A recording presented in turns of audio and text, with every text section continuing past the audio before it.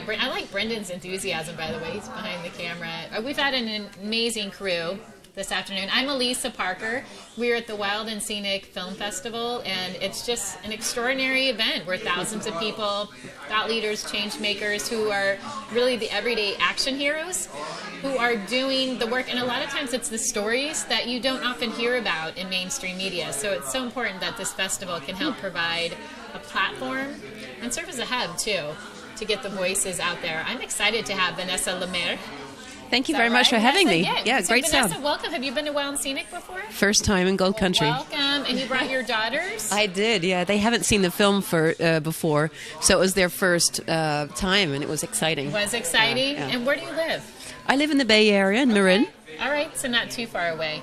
No. What is your film? Tell us about your film. Wow, it's a very unusual story, actually. It's about this new generation of animal lovers who want to hunt. Wow. Yeah, why would an animal lover want to hunt at all? Well, there's this a trend or a movement that's happening right now. Teens and hipsters from urban environments they're so well educated now on food awareness. They're so food aware, and they're against animal factory farming.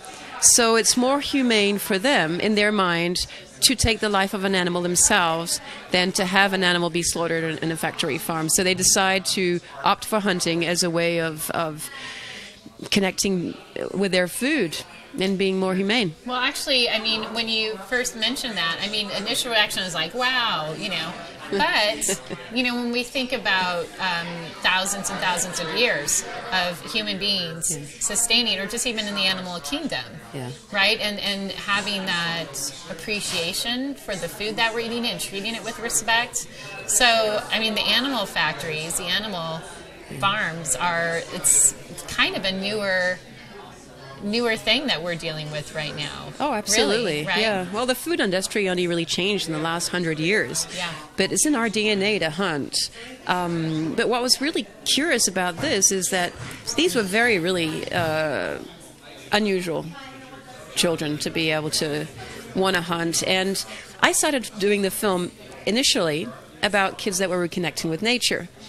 And the film completely changed because I realized that they all wanted to hunt. And they're doing this because they have seen documentaries as part of their science class, like Food Inc., Robert Kerner. And they've seen that, and that has impacted them. They've read books like Michael Pollan.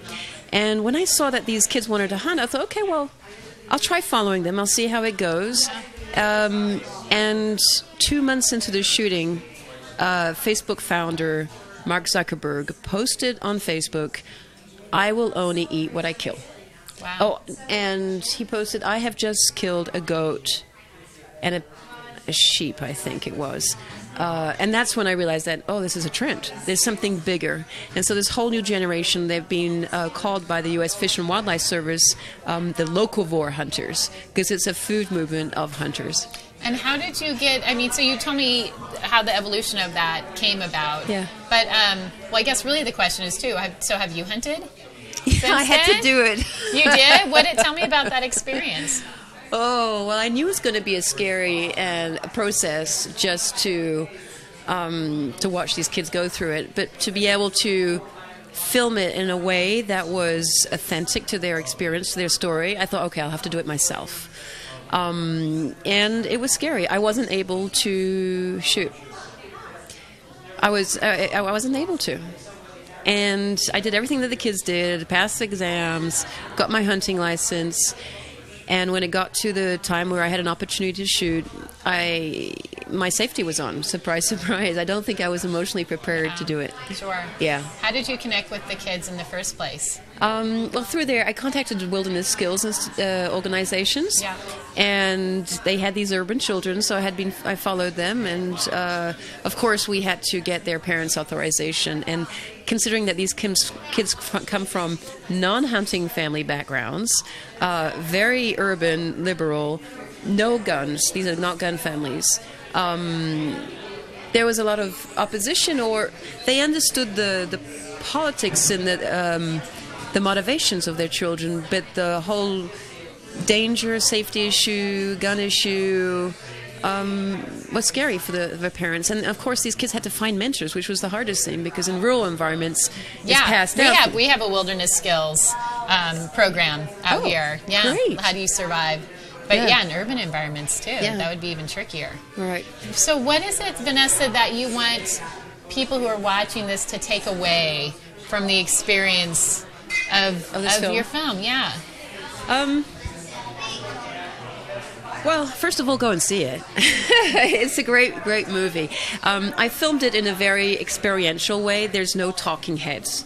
So there's no experts telling you how to think. It's a real opportunity, I think, for any audience from any background, whether you're a meat eater or a vegetarian. Actually, this film premiered at a green film festival that was curated by vegetarians and vegans. Right. So it's to show how much it's totally open to all kinds of communities. And coming from a non-hunting family myself, from France, there's enough room for any audience to be able to live that experience without feeling that there's a voice of God or a narrator that's telling them how to think. So go and see it and get your own feeling about it. And I really hope that it will intrigue, that the reflection in it will intrigue audiences that are looking for healthier lifestyles and turning to hunting and fishing for food. That they laugh and that they cry, because most important thing about entertainment is having fun and having that window to really enjoy something new. Yeah.